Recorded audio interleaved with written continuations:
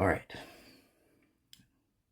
Hey everybody, this is proof video number 3, and today is talking about the intermediate value theorem.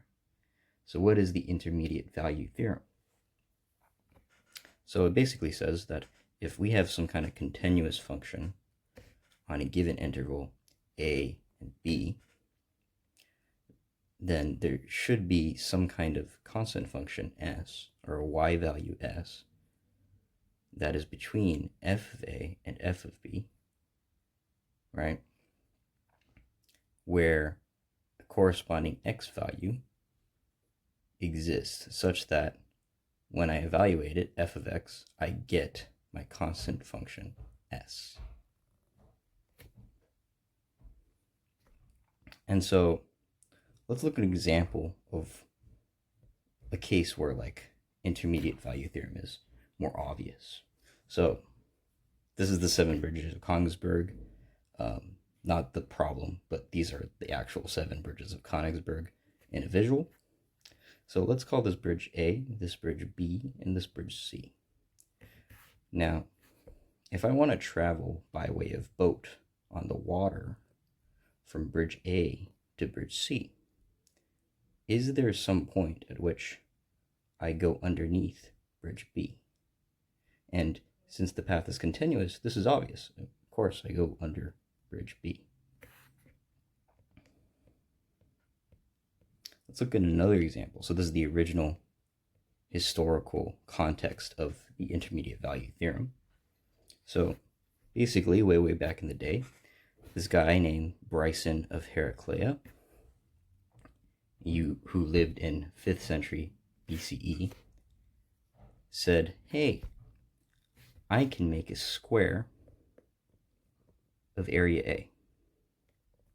Okay, inside that square, I can make a smaller circle of area C, and outside of the circle, I can make a bigger circle of area big C. Okay, so if I can make a circle that touches the inner edges of the square and a circle that touches the outer corners of the square, that means that this circle is a little bit too big and this circle is a little bit too small. So there must be some kind of circle where the area of that circle is equal to the area of the square. So we're effectively, this is the original, or one of the original versions of the squaring the circle problem. And as we all know, we can't square circles. And in fact, the proof for that will not be discussed here because that's a really hard proof. But also, it's just not intuitive to try and square a circle, which is interesting because IVT, if we go back to our definition, IVT just talks about the existence of a solution. It does not talk about what the solution actually is. So in some cases, we have a very clear solution. In other cases, the solution is not there. And so if no solution is provided, there's no solution.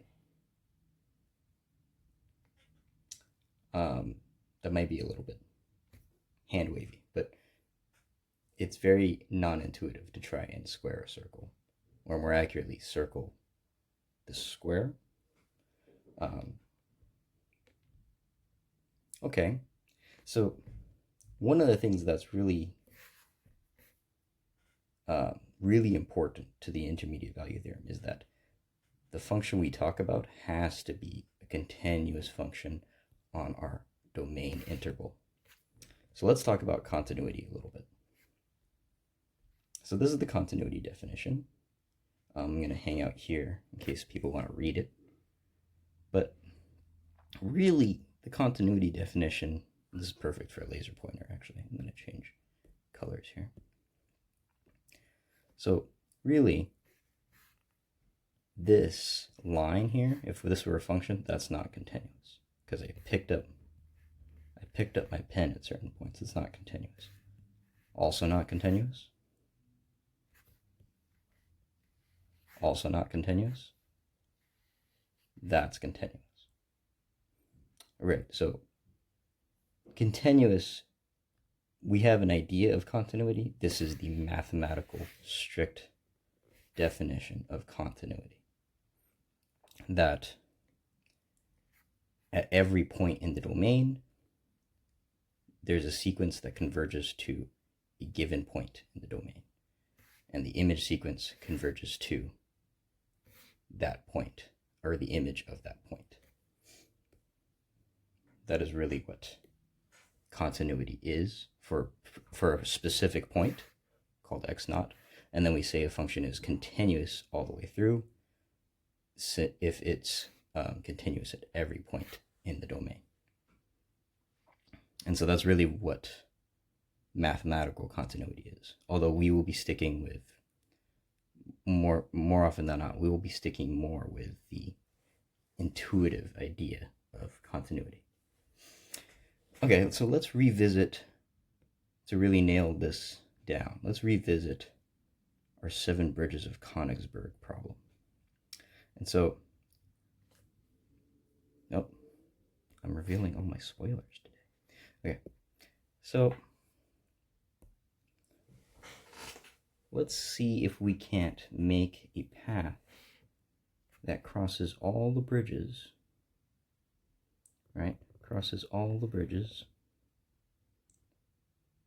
And we can't double back, right? We can't go back across a bridge to get there, to another bridge.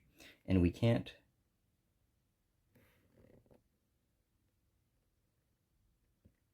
cross the river. And we can't go along a previous path. We also can't cross ourselves. This is a no-no. Okay, so with all these restrictions, we're going to cross the bridges on foot, and we're not going to double back.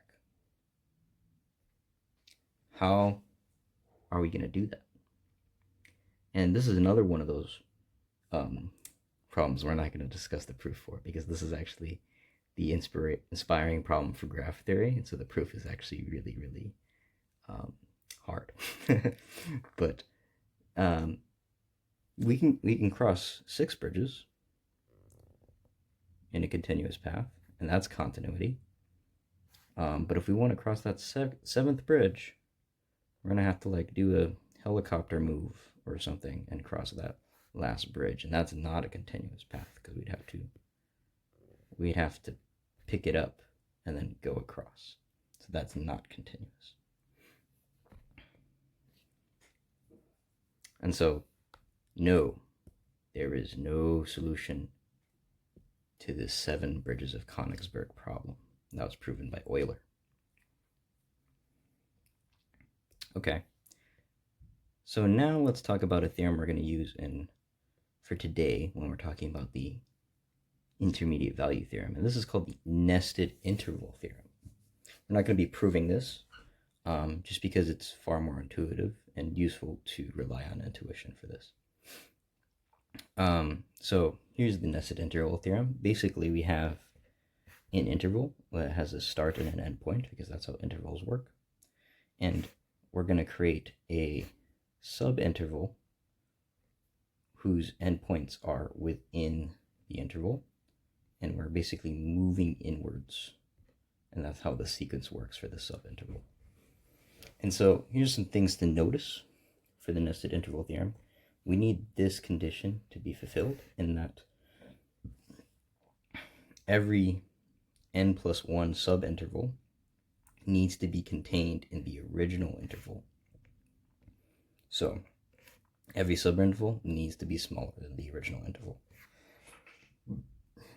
Excuse me. And then secondly, when we take the limit of the endpoints as the index approaches infinity for these sequences, or sequence elements, sorry, their difference has to go to 0. And that becomes obvious because when we get smaller, and we get smaller again, and we get smaller again, we're going to get to difference being 0, because then they become the same point.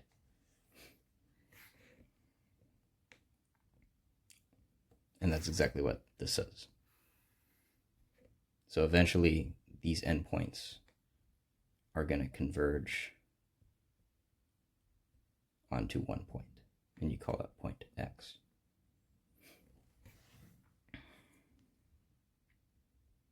And so that's the nested interval theorem.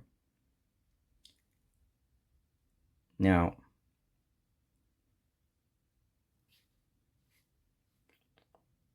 that's the nested interval theorem. So let's move on to proving the intermediate value theorem. Okay, so let's write out our givens. So our givens are, we need an f defined on a given domain onto the real numbers, or real numbers is going to be our codomain, such that f is continuous on the domain and the endpoints of the domain are also real numbers. And one endpoint needs to be less than the other endpoint. Okay, so there needs to be a start point, and there needs to be an end point. So now let's talk about a y value in the codomain, where y is strictly between the image of this start point and the image of the end point. So worded mathematically, that is, f of a is less than y is less than f of b, or we can also say f of b is less than y is less than f of a. That's just the math translation of saying strictly between two values. So let's make a claim.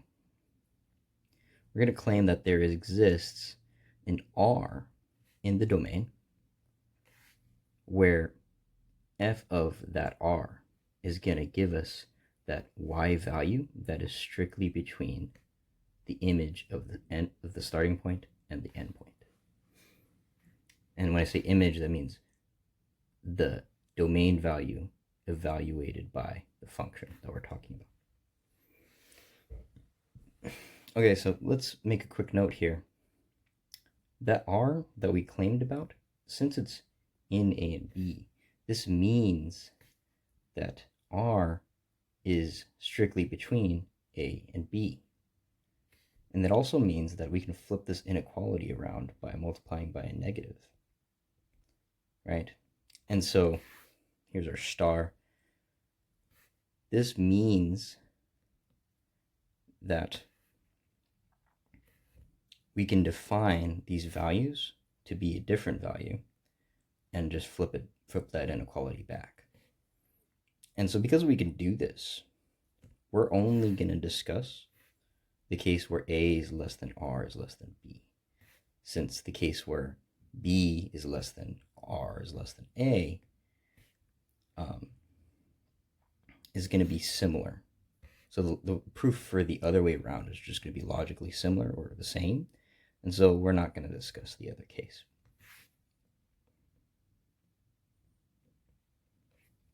Okay, so now let's think about my beautifully copied artwork here, because I just draw so very well. So let's think about this. So we're going to let an endpoint A be A1 and B1 be B. Okay, so for any natural number n, that's going to be your index number n. Suppose that the interval a and bn contained in A and B, so that this is our subinterval and this is our outer interval, is defined where f of an is less than or equal to c and f of bn is greater than c. C being this constant function value, this straight line value here. And so what we're going to do here is we're going to talk about this case. This is the case where f of an is less than c, less than or equal to c. So there's our f of an. It's less than or equal to c. And here's our f of bn right here. It's greater than c. And so when we have these two cases, what we're going to do is we're going to talk about this midpoint. This is our midpoint formula right here. And the midpoint formula basically takes the endpoints of the subinterval, adds them together, and then halves that distance. And then what we're going to do is we're going to define this logical algorithm here. And we're going to say f of this value, if f of that value is less than c, we're going to make that midpoint value our new an plus 1 for the next interval. And we're going to make bn plus 1 for the next subinterval, bn. And then if for the other case, where f of that midpoint is greater than c, is over here, something like that, then an plus 1 is an. So our start point becomes the new start point for the next subinterval. And then our midpoint becomes the new end point for the next subinterval. And so that looks like kind of like this. So I'm going to call this algorithm I of these things. It's going to take in mn, an, and bn. And remember, mn, that's just an plus bn divided by 2. And so if f of mn is less than c, mn becomes an plus 1, bn plus 1 becomes bn, and an stays the same. If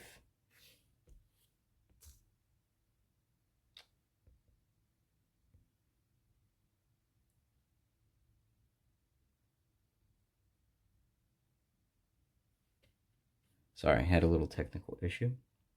So as I was saying, if f of mn is less than c, is less than or equal to c, that midpoint becomes our new starting point.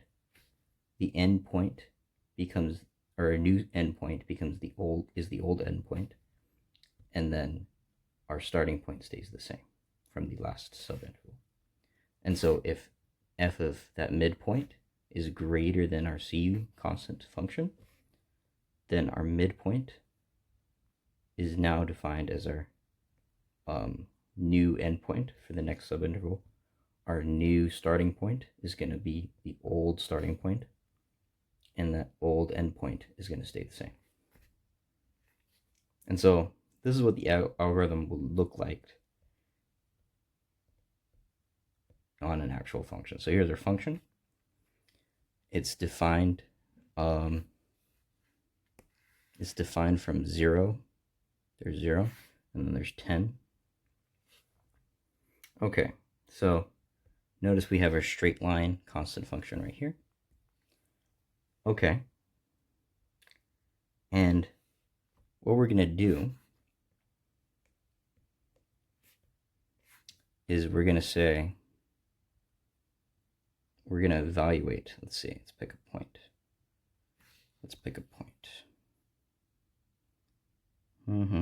Okay, so let's take 10 plus 0. We're going to divide it by 2. That's 5. And so there's our midpoint. That's our first midpoint. It's m1. Okay, and then this over here is going to be f of m1. Right? So this is m1, f of m1, right there. And so notice how this value, it's above our c. Okay. And then f of 10, our endpoint, is below our c. our C constant value function. Okay. So now we're going to zoom in. We're going to zoom in on this interval. And now we're only talking about this is going to be our new start point. This is going to be our new end point. Actually, let's use a different color. Okay. So now this is our new start point and our new end point. We're going to play the same game again. So let's do 5 plus 10 divided by 2. That's 7.5. Okay. So 7.5 is right there. And f of 7.5, that's right here. Okay, so that means f of 7.5 is bigger than our C constant. Okay. And then let's evaluate the endpoint again. Oh, it's still below our C constant. Okay. Yeah. So that means we're going to do the same thing again. Now we're going to look at this interval right here. So this is our start point. This is our end point again. And notice really quickly, we're kind of zeroing in on this intersection. You're gonna get really, really close to it. Okay, so now let's play the same game. We're gonna make our new endpoint. We're gonna make it by adding 7.5 to 10. We're gonna divide by 2. That's 17.5 divided by 2, which is 8.125. And that's right there, abouts. Okay, so now 8.125, that's actually, oh wait, okay. This is underneath our constant value function. Okay. So we have a below and we have an above. This value is definitely not above. This value, what we were talking about earlier, is above. So now we're going to look at this interval. And so I'm not going to keep going because now the decimal places are going to get really, really small and it's going to get really, really ridiculous. But we notice how we started from here to here, and then we went in half. We cut the interval in half, and then we looked at it again and we went, oh, there's an above, there's a below, so we cut it in half, and then we said, okay, there's an above, there's a below, so we cut it in half again, and then we said, okay, there's an above and there's a below, so we cut it in half again. And we're kind of really zeroing in. We're kind of down on the function. We're kind of bouncing back and forth between these midpoints until we can get to this intersection. And so that's how the algorithm works. That's the algorithm at work. Okay, so we've talked about the algorithm. We know how the algorithm works, and this is the algorithm that we're working with on these conditions. Okay, and we used our special formula, and C is going to be our Y value, right? So there's a function of Y, or a function of X, Y, that is C. So it's a constant straight line, C value. Okay, that's just a little side note.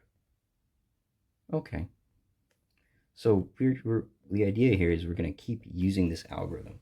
We're going to keep bouncing around, and we're going to zero in on our constant value intersection points. And what's going to happen is we're going to make some observations. I'm going to go back to multicolor here because I like the multicolor. Okay, so we started with some endpoints. And we started moving in. And we started moving in, right? And so we immediately notice if we're working from the inside out, an plus 1 is less than bn plus 1. And bn plus 1 is less than bn is less than b, or less than or equal to, sorry. And an plus 1, well, that's greater than an, greater than or equal to. And an is greater than or equal to a, right? And that's all to say that a is less than or equal to b, which is what we originally started with. And so we're kind of shoving in values of a, shoving in values of of b, until we get to some kind of point that we're talking about. And so for the interval a and b, which was our domain that we started with, because remember the function's domain was ab mapped onto the real numbers, right? And so the subinterval in plus 1 is a subset of in is a subset of I. And so that was our first condition of the nested interval theorem. And we keep going here.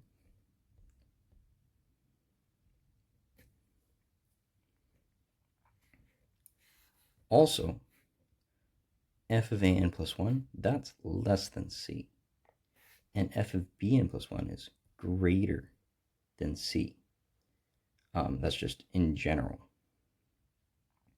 And again, also, bn plus 1 minus an plus 1, so the length of our interval in plus 1 is going to be bn minus an, so that's the length of interval in, divided by 2. And that's exactly what we did earlier when we did the example of the algorithm.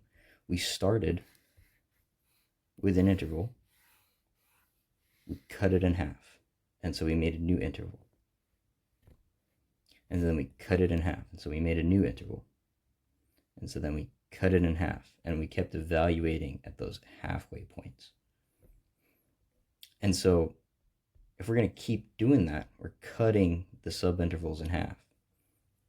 So when we do that, if we keep doing that, we're going to get in general that for n, any n natural number, the length of in, or bn minus an, is going to be equal to the overall length. This is the length of interval I divided by 2 to the n minus 1. So we're going to keep on halving and halving and halving again. So if we want the overall length of in, that's going to be equal to some divided power of 2, because we keep cutting in half. And since this is in the bottom, when we evaluate the limit as n approaches infinity of this, of both sides, this is going to go to infinity. So this entire limit goes to 0. And that's exactly what we have here. And so we fulfilled both this condition and this condition. And so that means we can use this theorem. And what does this theorem say? Well, if these conditions hold, then there's exactly one point, in our case r, that belongs to the subinterval in for all n, and both of the sequences an and bn converge to that point r. And so what does this mean? Well, since our function is continuous on our domain interval, it's also continuous on the point r, because r is contained by our domain interval. So the sequences, a sequence f of an and the sequence f of bn is going to converge to the point f of r. And so, because that's true, since f of an is less than c, which is what we talked about earlier, and f of r, since f of an, getting excited, since f of an is less than c, less than or equal to c, f of r must also be less than or equal to c. Okay, but since f of bn is greater than c, f of r has to be greater than or equal to c. And this is just because of continuity. And eventually we're just going to snap to that point when we take a limit as n approaches infinity. And so then, therefore, f of r is c, which is what we're looking for. And f of r equals y, because c is y. And then we are done. This basically means that f of r is in the range for those intro to proofs people. And that's that. Capped off at a solid 30 minutes. Thank you for watching. Sorry about technical difficulties and waiting for your feedback.